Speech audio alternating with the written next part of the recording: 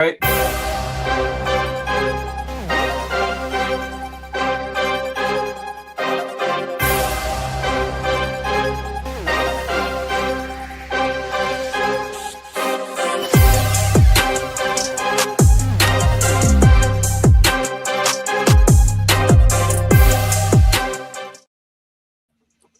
What's up, everybody, and welcome to the newest edition of the Dirt Roads to Bright Lights. I'm your host, Mark, and tonight we got a good panel together.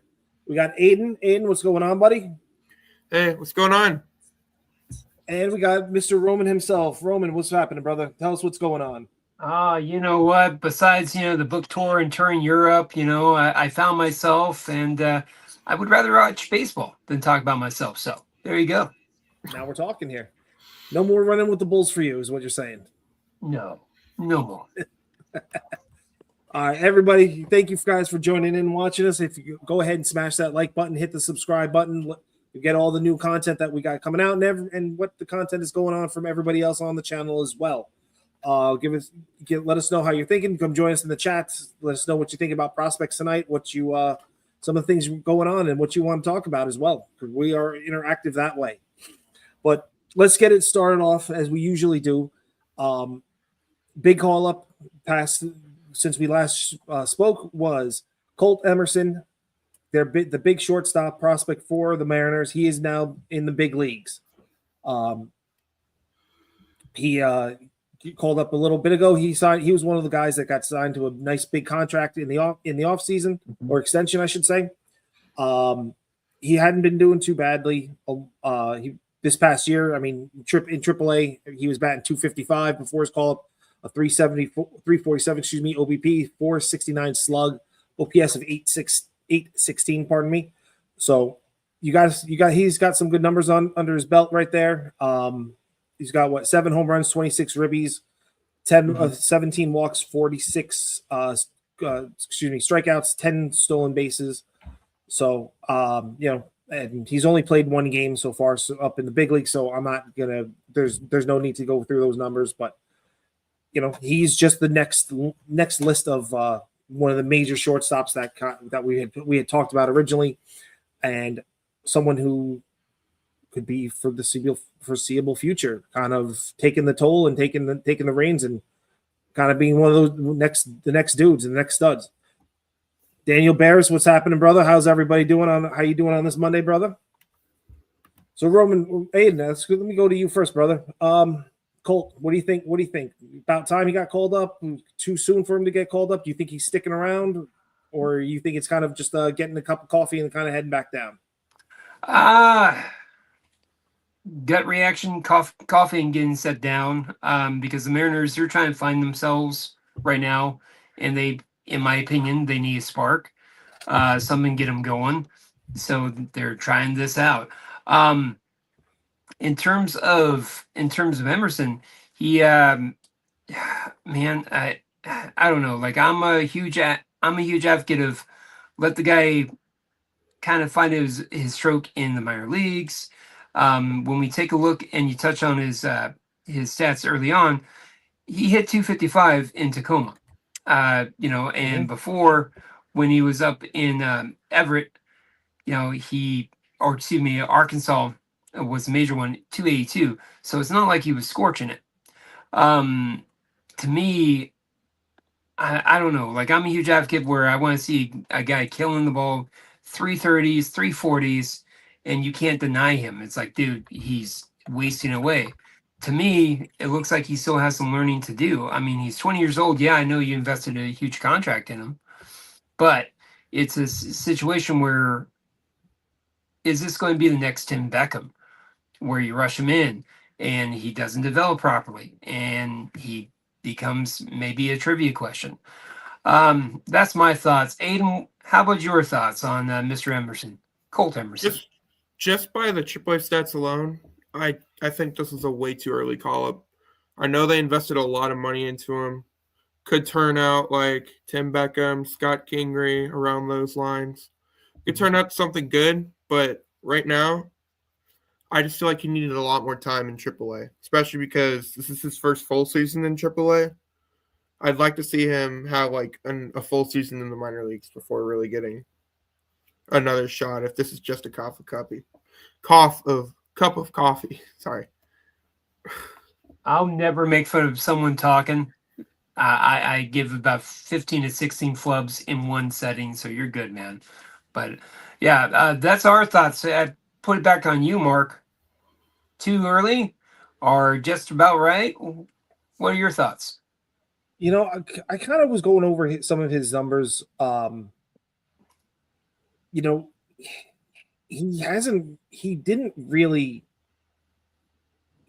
tearing it up in any stop really. I mean, yeah, the low levels he did well in the super low levels. But when he got to when he went to in 2024, he was in he went to rookie ball, A ball, high A ball. I mean, they weren't. I mean, A ball, yeah, he did well, but in 40 games, but he wasn't really tearing the cover off the ball.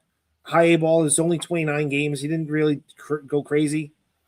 Last year he did a heck of a lot better. So I mean, this year could be off to a slow start. So I mean, he might be at that point where it's at that graduation time, and maybe we'll see. Maybe they can see what they have, and then make some adjustments along the way. I mean, Brandon Donovan's got injured, so could be Brandon Donovan might be Wally Pep soon. So if the kid can play, I think they're gonna push for him. I mean, we've seen him tons of times before where who the organization really wants and who the organization really likes, that's the guy who's going to get the nod, no matter whether they're ready or not. All right. We'll see. I mean, it's still two at bats into his career. Yeah, I know he's playing later on tonight, I believe, but it's still very early on. But I wish him the best. It's just at the end of the day, I just want to make certain that any player is not pushed through too early, as tempting as it may be. This game, professional baseball, is filled with people who are pushed too early for whatever reason, for expectations, contractual obligations, things like that. Rule 5 drafts, some of them have been killed because they got pushed too early and you never hear from them, where if they had a little bit more seasoning, it's just very frustrating. But in terms of him as a prospect, again, I was never too high on him. In terms of shortstops, in terms of guys who are there, he's a little bit lower on my list. Do I think that he's talented? Absolutely. But there's nothing that wows me about him right now. But, he could be Trey Turner for all we know. So. Well, it's kind of sweet. Yeah. Mm-hmm. Yeah, go ahead. I was going to say, continue on. Go for it, bud. I kind of cut you off in the mid-sentence. No, hopefully the audience knows I can hold a three-way conversation by myself, so you're good. Interrupt when you can. No, the only thing I was going to kind of piggyback with what you're saying, like, you were saying that you weren't big a fan, but pipeline, as we're going to switch gears and talk about the pipeline, they last week put out their new top 100 list. And as we'll go through the top 10 on that. Mm-hmm. They have Colt Emerson as their number 6 prospect. So I know that a lot of times the pipeline kind of likes to do more of on the not as the finished product, but they're kind of like what their dream on what the player could be if everything hits. So I mean, the guys over there kind of are high on them on Colt Emerson. So. And like I said, and Mariners are high on them too. I mean, to give him a extension, when you got to believe that he's got the skill set to make it to the bigs. Riveting conversation. Hey, Aiden, you okay? You okay there? You just wanted to let us know that he was part of that he's still there. He wants to jump in. Hey, jump on in, buddy. I believe I have him around 5th or 6th best prospect in the shortstop third base place. I don't think he's the top of the list. I think his bat is what makes him special. And if his bat's not working, then I don't really see any value in him. That's where I'm at. when we take a look at the top 10 from where we were alluding to MLB pipeline, when we take a look at the top 10 shortstops, Emerson is number 4 on the top 10 with Eli Willits, Leo DeVries, and of course, Jesus Made coming in at first. So there's your top 10 there. So they hold him as the 4th best prospect shortstop in minor league baseball. So now when doing a deep dive, just for those at home who are familiar with him, or maybe they're on the East Coast, things like that, when we take a look at his overall grades that the MLB pipeline is giving him or he's earning based on his skill set, scouts are saying that out of a 20/80 scale, his hit skill is at 65. His power is going to be rated at 50. And his run is at 50, his arms at 55, his fielding's at 60, and overall he's given a 60. Now, for the record, that's always driven me nuts with the overall it's a 60, but there's a lot of 50s going in there. I don't know, man. Like, I'm a huge advocate. Let's go for the average, and it's a 60. So, okay, well, I great. don't. I never understood that. Like I guess what is it that they have certain things that they weigh higher than the others? I mean, I suppose. I mean, so, well, let's go with what the scouts are saying. So 65, he has good bat to ball skills. He's going to make solid contact. He's going to put the ball in play. He also has some pop, so he's probably going to give you about 20, 15 to 20, maybe 25. All right. Running, he's going to be able to advance from first to second, probably steal you about 10 to 20 bags, maybe, with the 50. His arms, 55, solid arm. He's not going to lose you any outs per se. He's not going to be a limp noodle out there, and he's not going. He's going to be able to make deeper throws. Yeah, but he's not going to be. He's not going to make that. He's not going to be get that.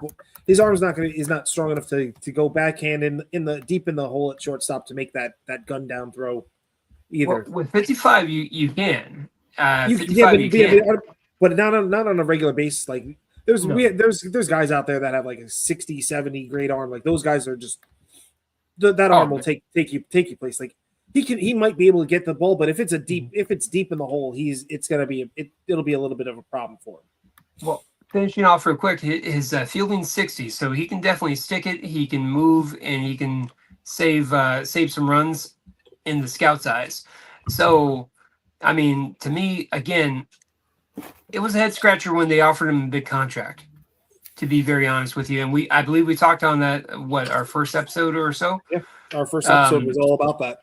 Yeah, I just didn't see it. I still don't see it, but again, there's been some prospects that have come through where it's like, I don't think he's that good, and they blossom and be the next greatest thing ever.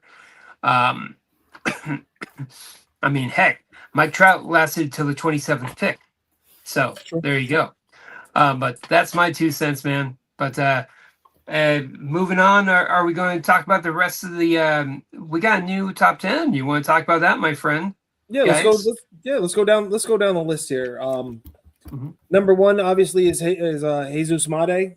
I mean, I think him, Leo DeVries, number 2. So I mean, that's kind of the conversations we've had before. I think for most people, it honestly becomes a coin flip between them. They're both going to be. I think they're both going to be studs. So that's going to be fun to watch in the near future. I mean, the pipeline saying their ETAs this year. I don't think so to make it to the major leagues.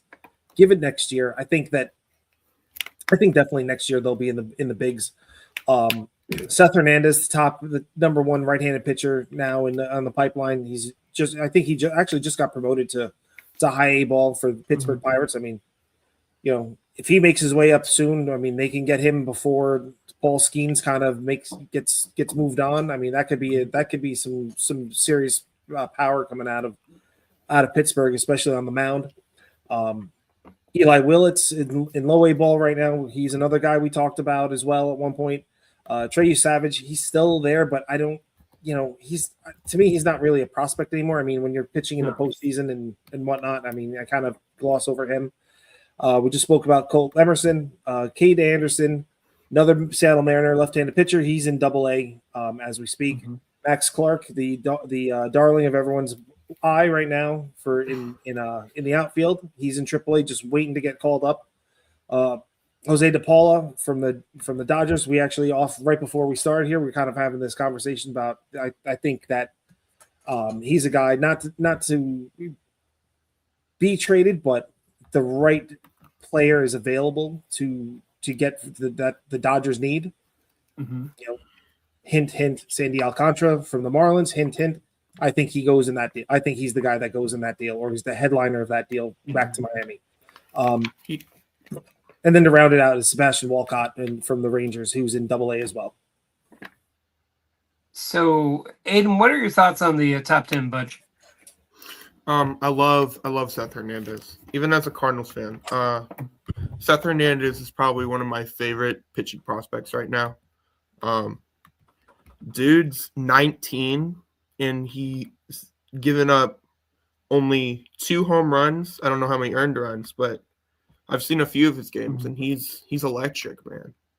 Yeah, definitely deserved this huge jump. He definitely deserved where he landed.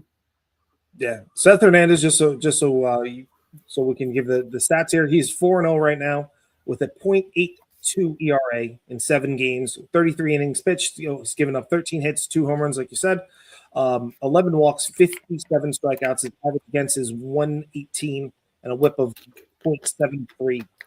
So. Yeah, he's just absolutely dominating the lower level. We're talking grades on Cole Emerson. The grades for Seth Anderson, he's got a 70 grade fastball, 60 grade curve, 55 grade slider. He's got a 60 grade changeup, and his control is a 55 for the overall of 60. So, and mind you, he was drafted last year he was the number 6 pick from last year. Yeah. I've seen him on the MLIB minor league package. I watched his games a couple times, and I was wowed because he's a young guy and he's playing against 22, 23-year-olds, and he's making them look garbage. He's slicing and dicing. To me, he is the most justifiable of anybody in that top 10 list. Hate me if you will, say what you will, but that's my opinion and where I'm coming across. When we take a look at the stats of the performance of these guys who are in the top 10, you got a lot of 260s, 270s, guys like that as of right now, where they should be absolutely dominating. If you're the number 1 pick, you should be completely knocking the cover off the ball. And I'm struggling right now. The 2 guys that are standing out where it's like, okay, 100% they're standing out is the aforementioned Hernandez and, of course, Yasavage. Now, Yasavage is probably going to be gone momentarily from the top 10 because he's going to phase out. If we recall, the last time we talked about prospects and Max Clark, I was not in love with him at all. I still am not. And it's nothing personal on Max Clark. It's just his stats aren't sexy. There's nothing where it's like, oh man, as we go down the list in terms of, Ethan Holiday, for Pete's sake, is hitting 268 in a hitters league in California. In Fresno. So, there's no one really that's, oh man, they're knocking the cover off the ball right now. I'm still going through. All right, Luis Pena had to go all the way to 19. Luis Pena finally 372. Now, this is something that I would expect of someone who's in the top 10. 372. He's in Pena's in high A, advanced A. He's hitting 372 for the Brewers organization, for the record. Wisconsin Timber Rattlers, for those playing at home. His OPS is 974. There's a lot to like from this guy. He does only have 1 home run. He has only 8 RBIs, and this is through 12 games. But this is something more to expect, in my opinion. Whereas the 255s, the 268s, things like that, that's kind of a little bit underwhelming. Granted, we're a quarter way into the season, so a lot can happen. Things of that accordance. Guys are going to get comfortable. Guys are going to get really hot. But as of right now. And don't forget, some of the guys have, we have had some movement as well, where people have graduated from levels, so now some of these guys are getting adjusted to the next level that they're at too. So there is learning curves, and there is a curve for that as well, especially as you go higher into the systems. Yeah, when you talked about that, the one name that stands out is George Lombard Jr. Like, he was crushing the ball, and now he's hitting below 200 in AAA. It's like, you have to look at all the metrics before looking at the overall stats, in my opinion. Yeah, and he's, if you watch his at bats, like it's not like he's a lame duck out there. He's gotten into a lot of, as Yankee fans like to say it, he hits the ball hard, but he's hitting the ball directly at people. So, like, for him, the George Lombard is a whole different animal in and of itself, because his process was he needed to put good muscle on there, and he needed to learn how to actually hit for power, which he was showing in AA that he could do this past year. And I will say that they've been aggressive with him, but not to the extent of deterring his development.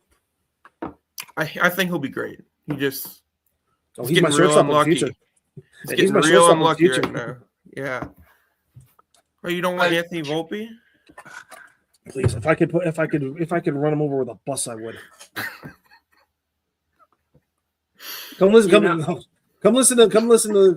our Bronx Muchachos podcast. You will hear something, especially back in the. I've been tame when I say things about Mr. Volpe, but that's time. And even the New York media is like, it's time to move him around, man. Like, the dude's not a shortstop. Like, I can have this conversation with you all day long. The arm is a wet noodle. Like, and I think especially right now, where he, like, yesterday, the last play of the game against the Mets, where he was running across the field to make the play. I think that he's also trying too much on the defense to show that he can play that position, where it can become a detriment to him long term, because he wants to show that he belongs on the field, where, especially when Jose Caballero makes his return, they've already said, Jose's getting the job back. Like, he's earned it. He's earned every minute of this position. So I don't know what to tell you. I think if you ever making this a Yankee podcast for a hot minute, I think the Yankees are going to let Jazz Chisholm walk next year. They're going to transition Anthony Volpe to second base, and then see if they can make George Lombard into the shortstop next year. If you were going to ask me what happens, I think that's the play that happens. Which is really exciting. I'm really excited to see him in the major leagues within the next few years. If you guys can stand now, Cabby has been hot for you guys, but Cabby has been hot for the Rays. But he'll go through these lulls where he gets very cold. Not to the extreme like Brandon Lau, where Brandon Lau will be the hottest guy in the majors and then ice cold for 6 weeks. And it just so happens to be the worst time to be cold. But with Cabby, so he can be your seat warmer as Lombard gets, again, let him build his confidence up, let him knock the ball off, so on and so forth. Let him do the showcases, let him do the minor league all-star games, let him do the futures games, things like that. Yeah. So that way you can get the limelight. Arizona, give him the Arizona Fall League this year. Like, let him do finishing school there. Like, that's the goal. That's, if I was the Yankees, that would be my goal, is that he had a hell of a spring training. Got on everyone, like, everyone opened up their eyes to him during spring training. Killed it in AA. Just absolutely murdered the ball in AA. Did everything you had to do in AA in a very short period of time, and said, "Okay, time to move up." And kind of like, this is kind of the same thing that happened last year, where he started in high A ball last year, killed high A ball for like 4 weeks, moved up to AA, and then it was like, then he had to adjust, and he was a young guy going into AA, and he now put the weight on. Was hitting for power. Okay, now it's time to just head up to AAA, do some finishing school against pitchers that have been in the major leagues, that they're going to show you different things. That let's get that adjustment going. Okay, go to the futures game, have a little bit of fun in the futures game. We'll get continue to get your name out there, finish it off in the Arizona Fall League. Get as your final stepping stones to then get ready to compete. Hopefully, without a massive lockout for 2027. Why do you gotta bring that up? Come on, man. Why? No, honestly, that's because that's something that's got to be honestly in the back of everyone's mind. Going, maybe not right this second, but I know it's just like mom and dad are going to get a divorce, and they're getting like Taco Bell or KFC or something really awesome as a kid, and it's like, don't spoil Taco Tuesday. Don't do it. Yeah, but they're going to break up. I don't want. I know that. Just let me enjoy this. Stop it. Sorry to give up. Bring some bad memories to you. We'll keep it we'll keep it positive here, buddy. You know what? Why don't we do this, Roman? So we can stop with your childhood trauma right there. Why don't you give us your top? We have the new top 10 MLB in the pipeline. Why don't you give me your top 10 drafts? Because that's something that's coming around the corner too. We're going to be getting a lot of. Everyone's going to be putting out their draft boards. They're giving out who they think this team's getting, that team's getting. Let's go right into it. Roman, who we got? The basis for this for everyone watching and listening is that we are going to take just the top 10 picks. Yeah. And then if you have a team if your team was not in the top 10, or you have a team that you really like, or that you also follow along the way, like you can give them a little love and give your kind of quasi prediction at this point, the too early prediction of who you think they're going to be drafting in the first round. All right. So my thoughts. So, I mean, my board's kind of all over the place, but the White Sox, when doing a deep dive, because White Sox, everyone has Roch Cholowski, the Uber prospect from UCLA, going to the Sox. Well, they got Montgomery. They got a really good shortstop, and they also have a pretty nice farm system due to the ineptitude that they've experienced the last few years and gotten some pretty nice picks. So I don't know if they're going to pull the trigger on Rock. I can see them, and this is going to be stealing Aiden's point, but I can see them pulling and going Jackson Flora. That's what you're going there. Are you saying that you see them doing it, or you say they're going to do it? I can see them doing that because based on the aforementioned. Because if they pull up Rock, okay, what are you going to do with Montgomery? Second base or third base? Yeah. Then there's Mydroth at second. And then I think don't forget Murakami's at third, or is he at first? Yeah, he's at first. So I think doesn't Murakami have an opt out or something like that too? So I mean, there's an opportunity that he could. Oh yeah, no, I believe he's a Boris client, right? He has an opt out. Yeah, I think it's like after 2 or 3 years. I'm not sure, but it's like it's not after this year. It's after. I think after next year. So yeah. I can see him going pitching because if they get a guy like Flora, who's doing very well himself, and Aiden, I'm going to let Aiden gush over him. It's going to get very awkward very quickly. So everyone get your tarps on when he talks about Jackson Flora. It's going to get messy. Yeah. It's like walking into the zoo and watching the lizards mate. It's going to be that. Yeah. Not to hype you up too much. But yeah. So, but I got Flora going first now. Second with the Rays, they got a lot of shortstops. Daniel Pierce is doing very well for the minor leagues. Also, they got Fleming, who's flipped to second for the Rays. So their system, I mean, it wouldn't surprise me at all because they could use the catcher. Mm-hmm. So if we're talking catcher, then of course we're talking about the Georgia Tech product, Von Lackey, who I personally really enjoy him. I think he's going to be pretty awesome. So I could see the Rays possibly going Lackey. Okay. which that would set up. So if Flores going first, then that would be on third. I could see the Twins picking up Rock because he's not going to fall. He's not going to fall to the Giants. Okay. And then from there, you got Emerson. I can see the Giants either they will go Emerson or Lombard. That's going to be an interesting choice for them. I can see them probably picking. They may go the name because Buster Posey's in charge now. No, I'm kidding. But I can see the Giants going Lombard. And the Twins, we already covered the Twins. The Pirates, now the Pirates, you could see the Pirates maybe picking up Rojas, the lefty Rojas, which is very interesting. Or because they got Griffin, so why would they have Emerson? So I'm going Rojas for the Pirates. I'm all over the board, so just hang in there with me. Take your time. So then you have possibly the Royals. I could see him doing maybe Booth, going Booth Jr. to give him a bat, to give him something to build on. He's a high school kid though, but they could do hat trick. They could actually check that. Royals, I could see the Royals doing a Ryder Helfrich because they do need a Salvador Perez replacement at some point.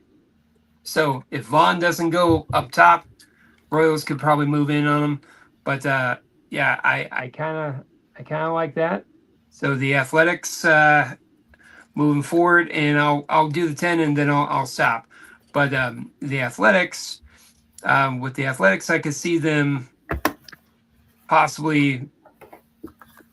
I see the I forgot the Orioles. Sorry about that. So with the Orioles, I could see the Orioles probably picking up a Drew Burris type outfielder. Again, give them some guys that are kind of more now ready. Mm-hmm. Give them something a little bit more positive is what I'm thinking. The Athletics, I could see them picking up Booth Jr., somebody that they can nurture along who will be ready for the Vegas limelight. And then we got the Braves. I could see them sticking with Cade Townsend. That looks like a good, sexy pick for them. And that would leave for the Rockies, I could see them possibly doing. I'm trying to think. They need pitching always. So Cameron Flukie, Coastal Carolina, the number 13 prospect. I can see him going. That's my takes, guys. Aiden, what do you got? Okay, so I got the White Sox going for Roch. Okay. The third base situations, I can't even tell you. I think it's Miguel Vargas playing third. I don't know. I feel like they need someone more concrete to be there. The Rays, I know you mentioned earlier, there isn't a lot of the only outstanding pitching prospect there right now is probably Brody Hopkins. Can't think of anyone else. So I have them taking Jackson Flora. Yeah, Brody Hopkins, his whip is disturbing. I think he has 1.45 whip. He looks like he might be a bullpen at this point. But yeah, continue, man. Jackson Flora, 87.1 innings pitched, 115 strikeouts. Actually insane. He's gonna be great. Twins, they have one catcher. So I have them taking Von Lackey.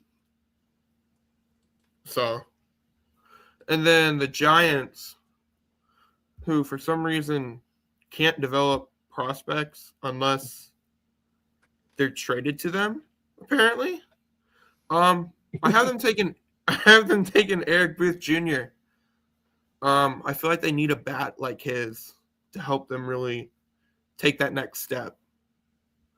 And then I know Justin LeBron isn't doing as good as he used to be, but I feel like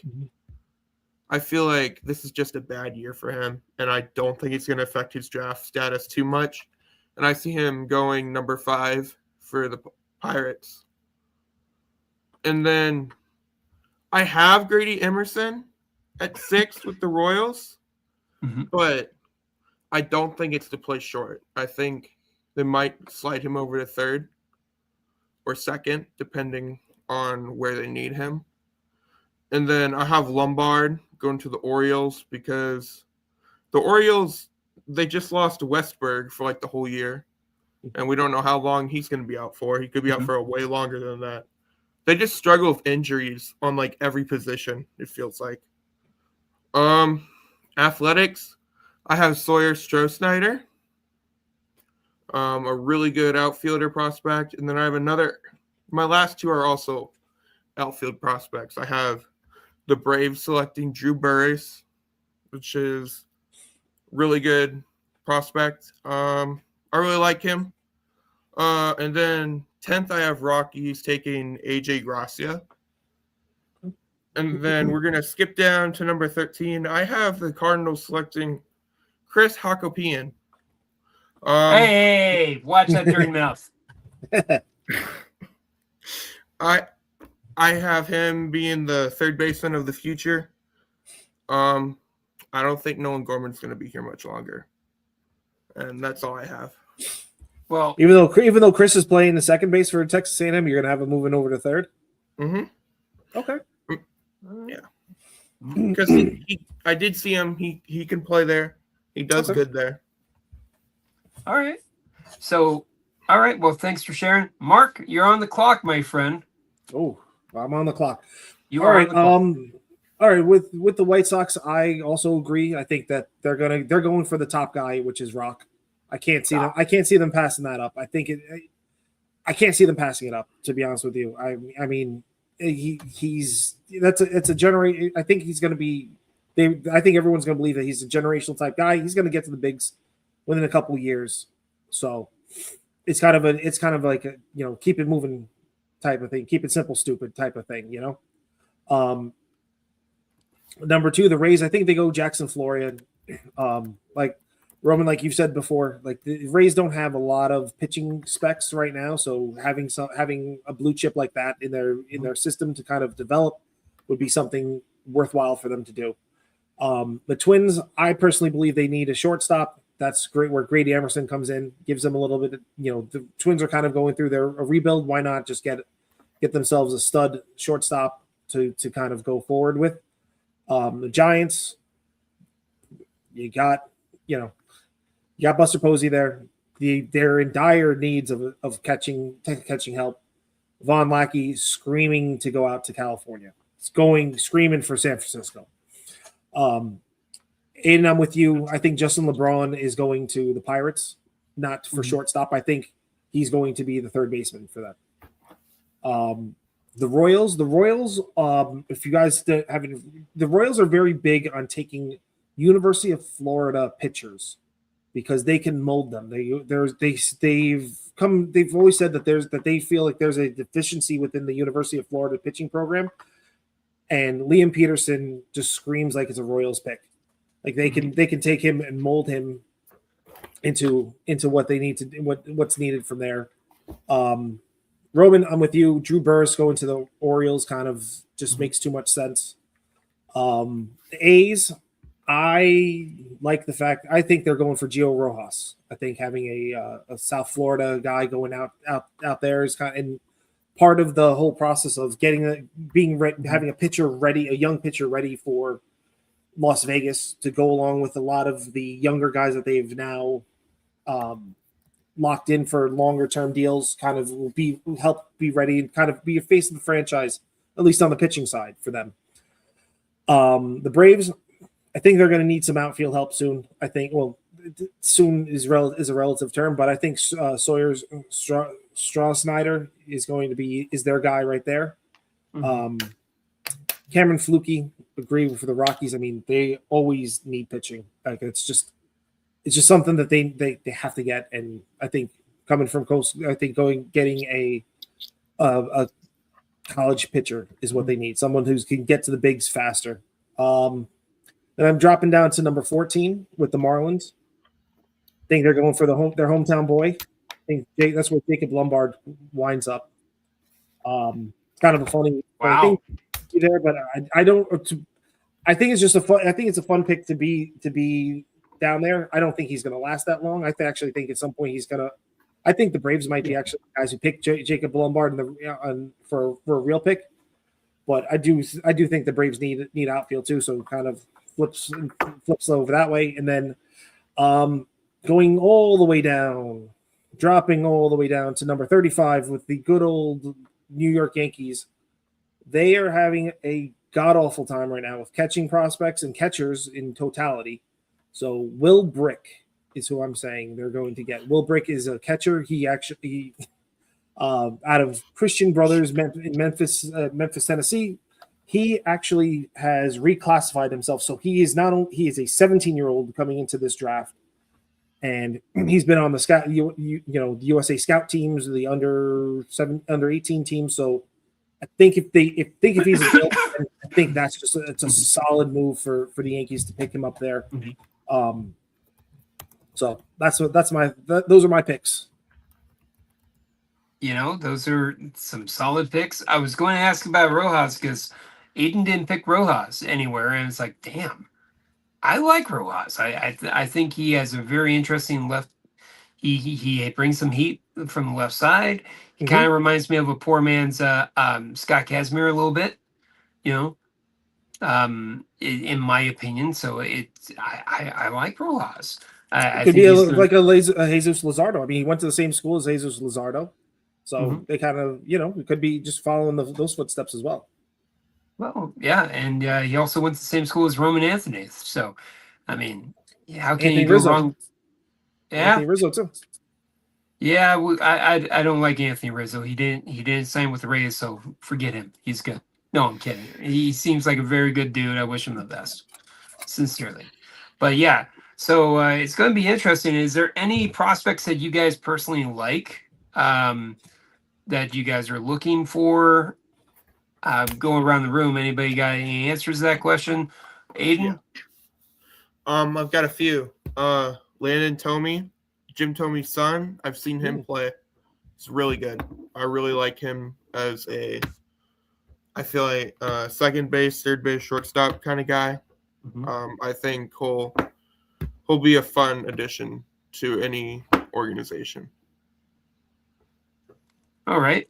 How about you, Mark? Anybody that is sticking out to you? Yeah, I've had my eye on this one prospect, Rocco Moscano. He is a Mississippi State commit. He's another player who had just like Will Brick. Will Brick also is a Mississippi State commit as well. Mississippi State has the commitments they have this year or coming into next year. The freshmen are wild. Like they got studs coming to if they all go, they got studs going to that school. But Rocco, he's a switch hitting shortstop from Oxford, Alabama. Some of his grade points right now are he's a 45. He's graded out of 45 hit, 50 power, 50 run, 60 arm, 60 fielding for an overall of 50. So.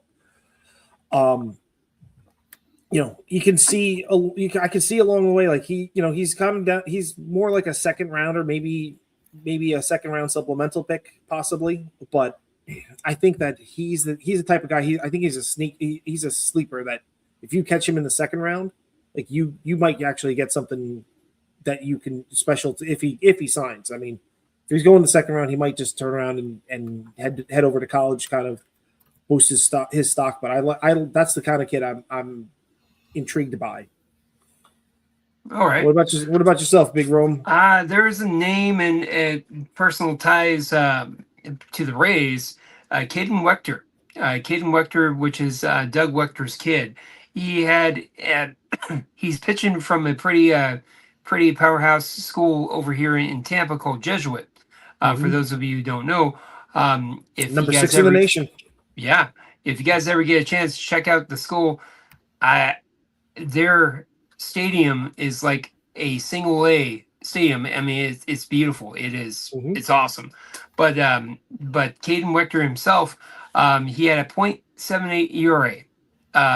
And granted, it's in high school, but .7 ERA is .78 ERA, period. He has a slider that's touching in mid 90s right now. He can touch to 94 with his fastball. Again, we're talking about a kid who's not able to drink a beer yet. So he's 6'3" like his dad, so he's tall. He's got some strength. I really like him a lot. I do think that he could be a special kid if nurtured correctly, like with anything. So Caden Wechter is my dark horse, somebody that I'm rooting for, because with Doug Wechter, you've kind of seen him grow, from 8-year-old, 9-year-old, things like that. Periodically through the programs, he'll talk about his son, playing this game or that game. So vicariously or just by, I guess, by photosynthesis, if you will, you're kind of getting some information on them and you're kind of seeing them grow. So Caden Wechter is somebody that I'm very interested to see where he goes.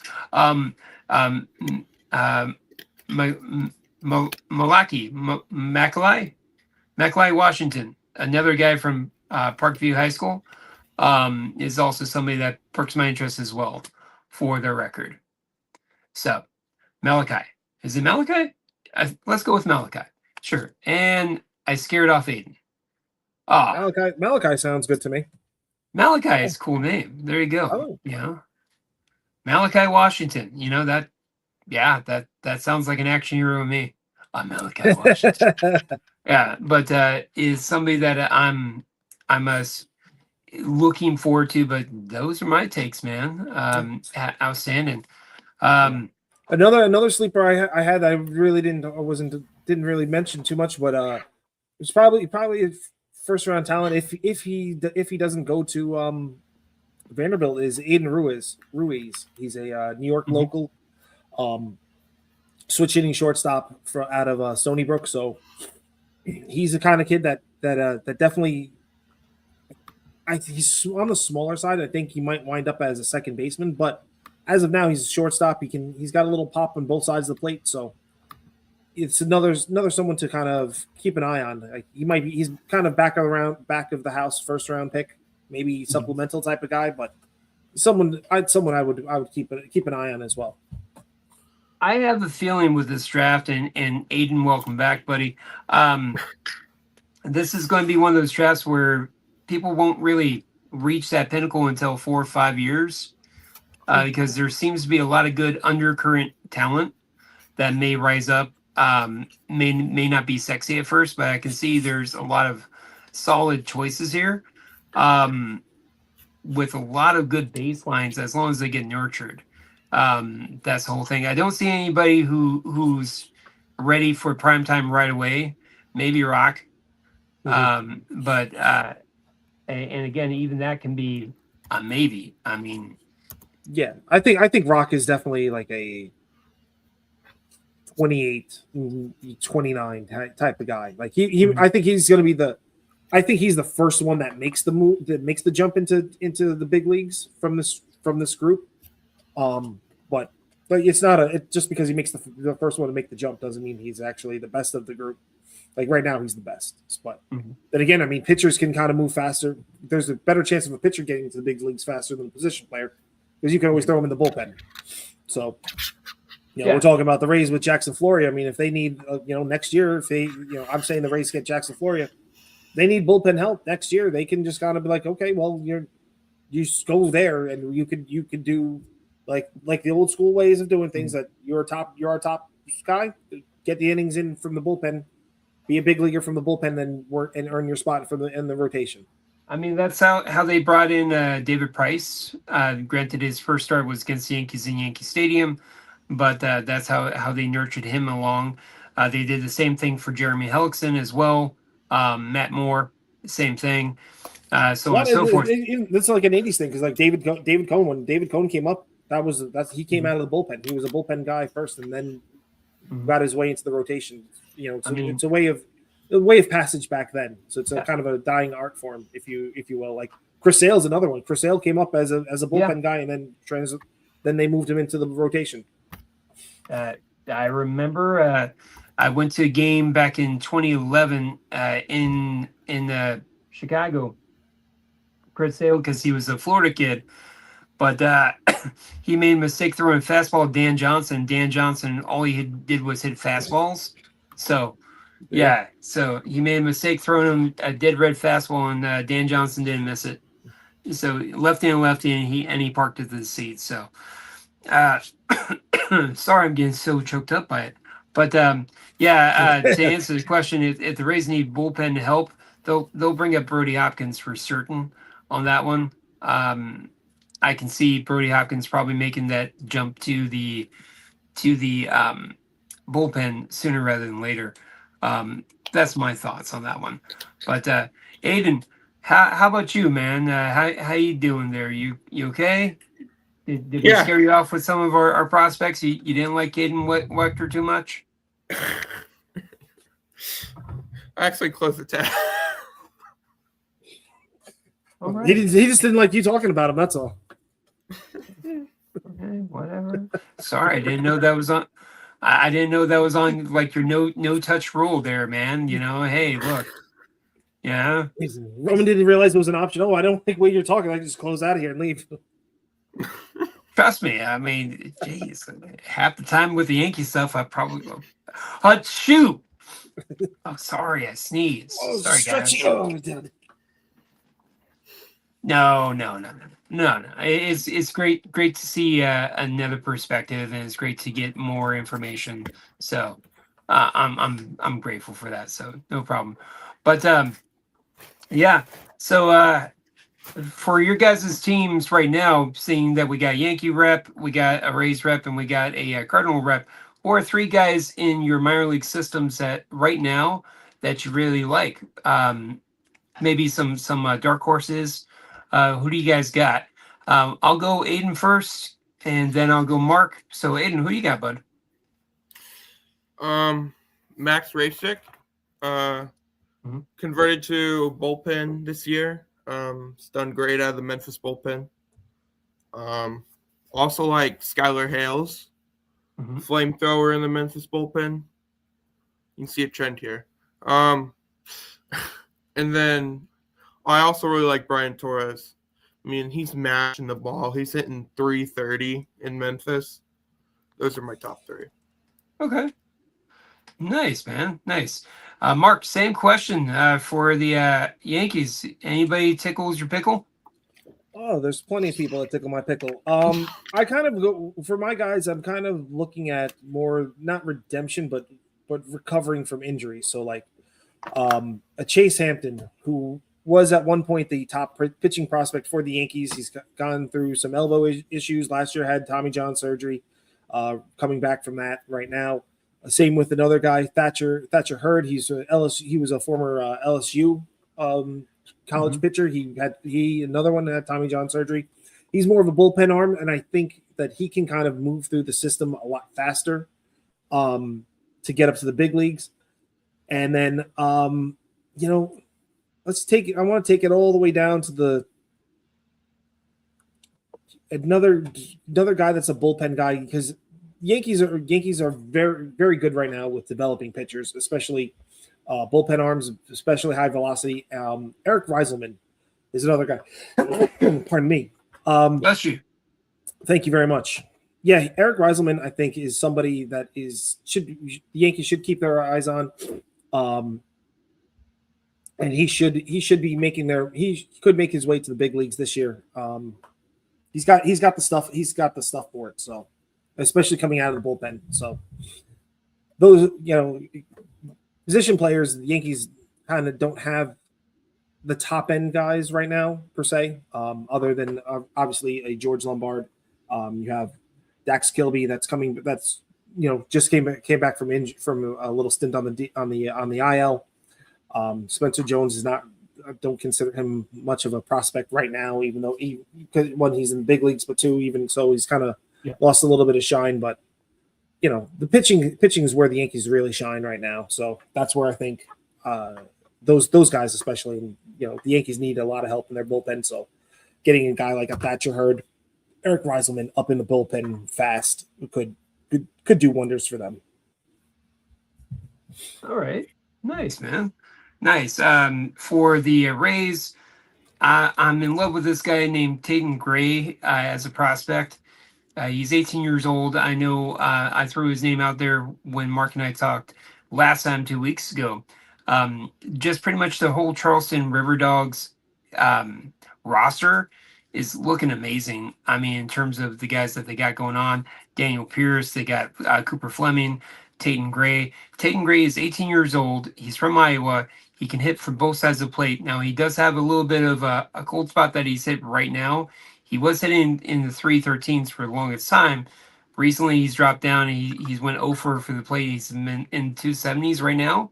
But still, he's a lot to like from this guy. He kind of reminds me of a poor man Teixeira.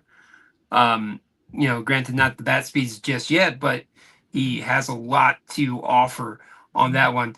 Austin Overn, one of the 15 guys that we got for Shane Boz from the Orioles. No, I'm kidding. Austin Overn is a name because Caden Bowden is doing great for the Rays as a catching prospect. I still don't like him being in the low A's. He should be in the high A advance based on his skill set being in Coastal Carolina himself. But definitely, I think Austin Overn is a guy that you should absolutely take notice. And there is a guy you want to talk about pitching prospect. His name is Aiden Cremosa. I'm going to get his name right in a second, so just hang in there with me, boys and girls. But he actually is from Fresno, and he has, I'm pulling him up right now, giving you the skinny, if you will. So hold on. I know this is really interesting stuff. Cremosa, here we go. Here we are. Yeah, Aiden Cremosa, he came from Fresno State, 8th round pick. He's a very promising. He had a no-hitter, a full no-hitter for the Charleston River Dogs. His pro debut, he struck out 12 in 6 innings. He's very promising. I like him a lot. He has a nice kind of loopy right hand release. So those are my dark horses from the Rays perspective. But yeah, so be on the lookout for those guys. You were talking about the Rays in terms of their pitching. Right now, it's more at the lower levels. Right now, like in AA, you got a couple guys that are promising. Gary Gilhill is somebody that can be promising. He has a nice sinker. Santiago Suarez is someone who has a lot of control. He's actually the guy that we traded for Xavier Edwards for.